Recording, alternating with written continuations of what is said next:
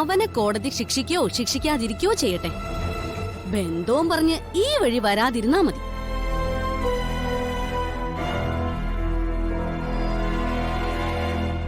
അതെ, ഞാൻ പറഞ്ഞത് നിങ്ങൾക്ക് മനസ്സിലായോ? ജ്യോതിയുടെ ആങ്ങളെയാന്നും പറഞ്ഞ് ജീവനോടെ വന്നു കയറിയാ പിന്നെ നാട്ടുകാരുടെ മുഖത്ത് നോക്കാൻ പറ്റില്ല. അമ്മ ഒരു കാര്യം ചെയ്യും, ഒരു നല്ല മാസ്ക് വാങ്ങിച്ചിട്. അമ്മയുടെ പ്രശ്നം നാട്ടുകാർ അമ്മയുടെ മുഖം കാണുന്നതല്ലേ. പറ്റുകയാണെങ്കിൽ പുറത്തിറങ്ങുകയും വേണ്ട. എന്താടാ ഒരു മുനവച്ചൊരു സംസാരം? പിന്നല്ലാതെ അമ്മ എന്താ ഈ ചെയ്തു കൂട്ടുന്നേ? അമ്മേ, ജ്യോതിയുടെ വീട്ടിലൊരു പ്രശ്നമുണ്ട്. അത് പരിഹരിക്കാൻ അവർ ശ്രമിക്കുന്നുമുണ്ട്. അതിന്റെ പേരിൽ അവസരം കിട്ടുമ്പോഴൊക്കെ ജ്യോതിയെ താഴ്ത്തി കെട്ടുന്നു. ആ കുടുംബം എന്തോ മഹാഭാവം ചെയ്തതുപോലെ അമ്മ പെരുമാറുന്നത്. ആരാ ഇപ്പൊ നിന്നെ കൊണ്ട് ഇങ്ങനെയൊക്കെ സംസാരിപ്പിക്കുന്നേ?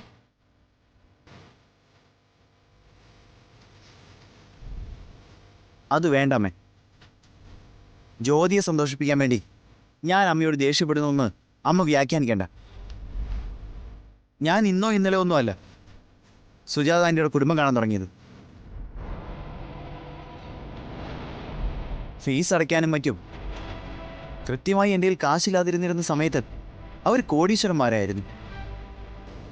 അതൊന്നും മറന്ന് പെട്ടെന്ന് എനിക്ക് അമ്മ പറയുന്ന സബ് കളക്ടർ ആവാൻ പറ്റില്ല. അച്ഛൻ എന്ത് തോന്നിയാലും കുഴപ്പമില്ല. നമ്മുടെ കുടുംബത്തിൻ്റെ ഇപ്പോഴത്തെ പ്രശ്നം അമ്മ എന്ത് കാര്യത്തിനും ജ്യോതിയുടെ കുടുംബത്തിലേക്ക് നോക്കുന്നു എന്നതാ. ആരെങ്കിലും വരുന്നതോ പോകുന്നതോ ഒന്നും അല്ല. അതാണ് അമ്മ ആദ്യം അവസാനിപ്പിക്കേണ്ടത്.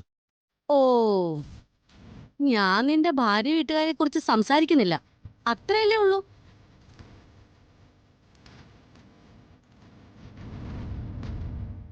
ഇതൊക്കെ ഞാൻ പ്രതീക്ഷിച്ചിരുന്നതാ.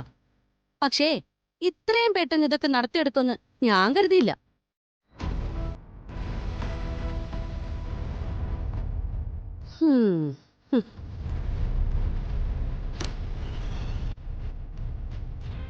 നിന്റെ അമ്മ ജ്യോതിയെ നോക്കി നോട്ടം കണ്ടോ?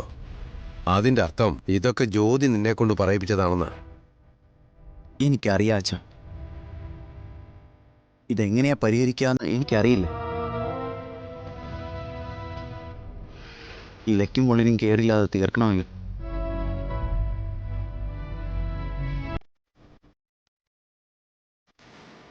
മോളെന്താ ഒന്നും പറയാത്തേ? ഞാൻ എന്താ അച്ഛാ പറയേണ്ടത്? അനുജത്തി ഇല്ലാതാക്കാൻ ശ്രമിച്ചിട്ടുണ്ട്.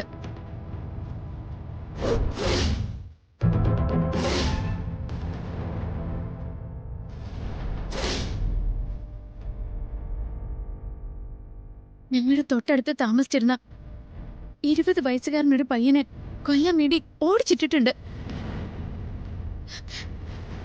അവൻ ടെറസിൽ നിന്ന് വീണ് മരിക്കുകയും ചെയ്തു.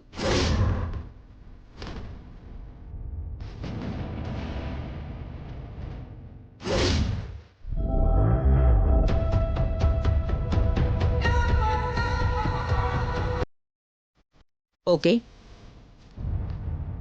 എന്തിനായിരുന്നു ആ പയ്യനെ ജീവനെന്ന് ആക്രമിക്കാൻ ശ്രമിച്ചത്?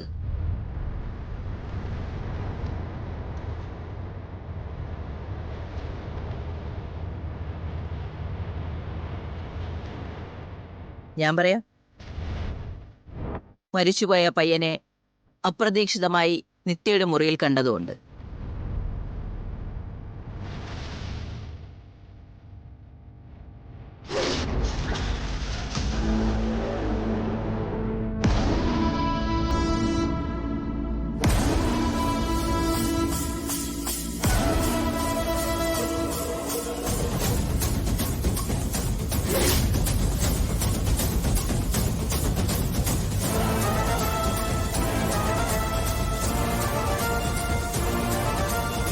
ആ പയ്യനുമായി നിത്യയ്ക്ക് എന്തായിരുന്നു ബന്ധം? അടുത്ത വീട്ടിൽ താമസിച്ചിരുന്ന കുട്ടിയാണ്, അല്ലാതെ യാതൊരു ബന്ധവുമില്ല. അത് വിശ്വസിക്കാൻ കുറച്ച് ബുദ്ധിമുട്ടുള്ളൊരു കാര്യമാണല്ലോ. തന്റെ ബെഡ്റൂമിൽ അങ്ങനെ കാണുന്ന ഒരു ചെറുപ്പക്കാരനോട് ഏതൊരു ചെറുപ്പക്കാരനും ദേഷ്യം തോന്നും.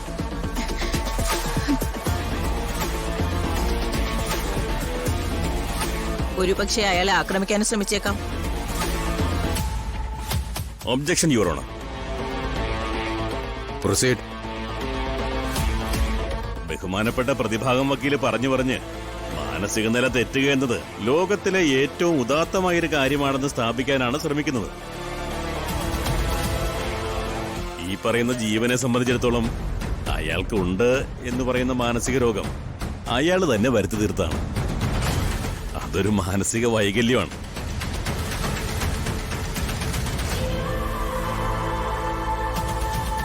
ആ വൈകല്യത്തെ ന്യായീകരിക്കാനുള്ള ഒരു ചോദ്യമാണ് പ്രതിഭാഗം വക്കീലിൽ നിന്നുണ്ടായിട്ടുള്ളത്. I am really sorry P. ഞാൻ ചോദ്യങ്ങൾ ചോദിക്കുന്ന വ്യക്തിയോട് ചോദ്യങ്ങൾ ചോദിക്കാനുള്ള സ്വാതന്ത്ര്യം പിക്കുണ്ട്.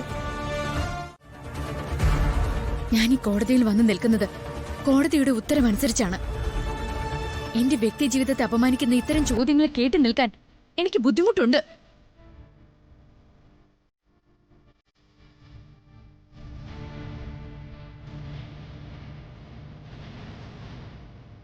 ഞാൻ പറയുന്നതൊന്നും ശരിയല്ലെന്നാണ് മാഡം പറയുന്നതെങ്കിൽ ഞാൻ ഇനി സംസാരിക്കുന്നില്ല.